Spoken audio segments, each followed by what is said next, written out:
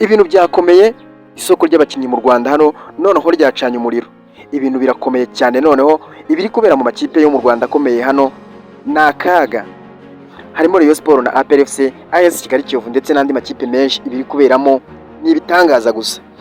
Nk'ubu ngubu AS Kigali yakoze ibisa n'igitangaza isinyisha Hoziyana Kennedy ndetse na Mangwende. Mu gihe Rayon Sport iri mu biganiro bikomeye na Musanga Emery ndetse yamaze no kumvikana n'umunyamali Efa Tangara. APR FC nayo iri gukora transfer zikomeye cyane nyuma y'amakuru ari kuvuga ko Rubuguza Jean Pierre agiye kwerekezamo, ni mu gihe Nigena Clement nawe ashobora kwerekeza muri Djibouti mu Misiri nyine cyangwa muri Tunisia. Muri video rero tugiye kureba kandi tugiye gusesengura uburyo abakinnyi bose bamaze gusinyishwa. APR FC ishobora kuza gutungurana cyane, transfer zikomeje kuvugisha benshi cyane. Rayon Sport iri gutegura iki? APR FC yabigiye gutakaza inkingi zayo za mwamba, Kiyovu Sport ndetse na Gorilla mu mpinduka zikomeye cyane. Uburyo byishimo Varwa yavugishije benshi cyane kuri miliyoni 30 ngo zigiye kumutangwaho.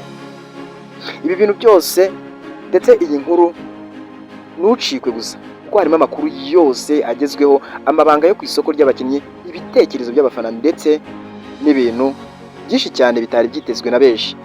Hari ibintu byinshi biri kubera mu ibanga rikomeye hagati y'amakipe ashobora kuza guhindura amateka ya shampiyona 2026 2027 Burundi. Wowe icyo ngusabye, reba iyi video ugeze ku musozo kugira ngo umenye ikipe iri gukora isoko rikomeye kurusha izindi, ndetse abakinnyi baje gutungurana gukora impinduka. Muri Rayon Sport harimo amakuru menshi kandi meza nguhishiyemo utasanga ahandi, amakuru twamenye mu buryo butugoye.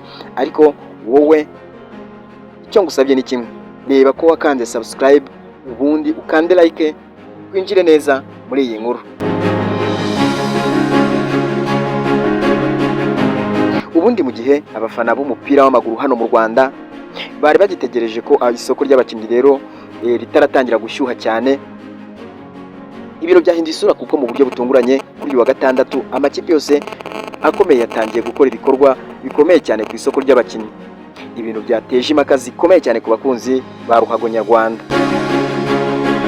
Abafana ba AS Kigali babyutse bumva amakuru atunguranye ko iyi kipe yabo yamaze kwibikaho abakinnyi babiri rero bari bamaze iminsi bavugisha benshi muri Marine. Abo ni Nigena Emmanuel uzwi nka Mangwende ndetse na Hoziyana Kennedy bamaze gusinyira iyi kipe amasezerano y'imyaka 2. Inkuru yahise ikwirakwira ku mbuga nkoranyambaga ndetse benshi bavuga ko ekipe ya AS Kigali iri kubaka ikipe ishobora kuza gutungurana bikomeye cyane muri shampiyona itaha.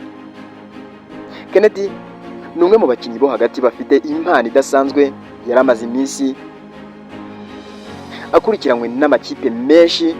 Rero kuba AS Kigali ariyo imwegukanye byerekanye ko ubushobozi bw'iyi kipe ndetse n'ubuyobozi bwayo buri gukora cyane ibintu mu ibanga rikomeye.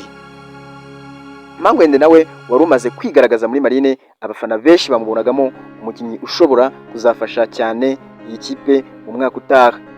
Ariko ibintu rero ntago bigarukiye aho.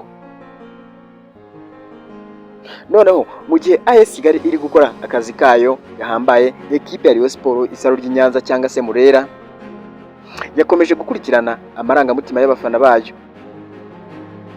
irayakurura. Inkuru rero yavugishije benshi noneho ni ya Musanga Emery, umukinnyi wo hagati w'umurundi umaze iminsi avugwa cyane muri Gikundiro. Ubutumwa yashyize kuri Instagram bwateje impaka, ambutiyaje ikomeye cyane. Yashyize rero udutima tw'ubururu n'umweru ndetse n'ikiganza gipepera, ibintu benshi bahise bafata nk'ikimenyetso cy'uko yamaze kumvikana na ekipe ya Rayon Sport. Abafana ba Rayon Sport bahise batangira kwibaza niba uyu mukinnyi yaba ari umwe mu bazafasha iyi kipe kongera gukomera mu kibuga cya hagati. Hari na bamwe bavuga ko rero ubuyobozi bwa Rayon Sport buri gukora ibishoboka byose kugira ngo bwubake ikipe izahangana bikomeye na ekipe ya APR FC mu mwaka utaha. Nkaho ibyo bidahagije, ekipe ya Rayon Sport yanavuzwe cyane nyuma y'uko amakuru atangajwe ko yamaze kumvikana n'umunyamali Efa Tangara, umukinnyi ukina satira anyuze ku mpande ndetse ashobora gukina imbere hagati. Binavuga ko afite ubuhanga budasanzwe n'umuvuduko ukomeye cyane. Abasesenguzi batangiye kuvuga ko Rayon Sport iri gushaka kongera imbaraga cyane mu busatirizi nyuma y'uko hari bamwe batanyuzwe n'umubare w'ibitego iyi kipe yatsindaga mu mwaka ushize. Kefa Tangara ashobora kuzaba umwe mu bakinnyi bazahindura byinshi muri iyi kipe igihe abafana benshi rero bazarusha izindi kipe zo mu Rwanda. Ku rundi ruhande kandi APR FC nayo ntago yicaye ubusa. Amakuru akomeje kuvugwa cyane nayo mukinnyi Ruvuguza Jean Pierre bivugwa ko yamaze kumvikana n'iyi kipe y'ingabo z'igihugu. Uyu mukinnyi ukina hagati asatira izamu, benshi bavuga ko afite imari idasanzwe ndetse ashobora kuzaba umwe mu bakinnyi bazamurikira izina rye cyane muri shampiyona itaha. Ariko ikindi cyakuruye benshi noneho nyuma y'iyo nkuru yo muri APR FC